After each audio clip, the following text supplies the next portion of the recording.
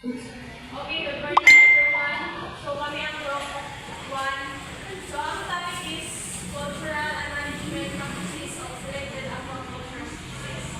So first is tilapia. So culture of tilapia in France. Tilapia is one of the common farm of freshwater fish in lakes and ponds. Tilapia nilotica is commercially cultured in ponds and cages.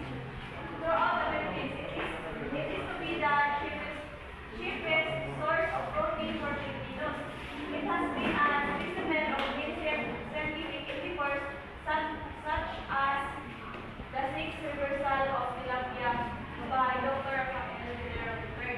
So, what do you mean by reversal of sixth reversal of tilapia? Iwan from the class. So, wala. So, ang sixth reversal of tilapia is process na siya sa kasarian is geography siya. So, what you see, according to Dr. Rafael Guerrero III is isa na siya ka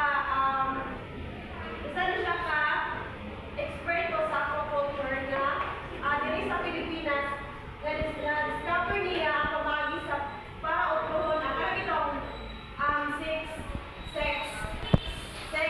sa tilapia na pwede siyang mahimo og kanang lucky through pamagi sa kanang hormone.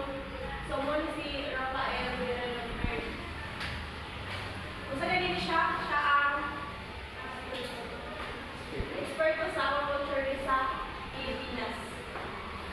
So ang tilapia is, common naman sa ato na ginabuhi, like sa ponds, sa mga cages. So next is site selection. Water sources. So the first consideration is selecting a site for commercial fish and fish farms is the ability of adequate supply of good water. Although the most expensive, well is usually the best source of water for several reasons. So ensure adequate supply of water, a flow rate from the source must be determined. So a flow rate of 5, 10, 1 per second is sufficient to supply the requirement of hectare farm. So in case of run out of water, a branch visit of 10.20 hectares required to supply hectare farm. So water source, so of course no, sa atong site selection is mag-select na sa ato ang site or area. So of course, so considering run out, so natay kuan 5 to 10 1 per second. Muli siya ang sufficient na maraming supply sa water na to. Like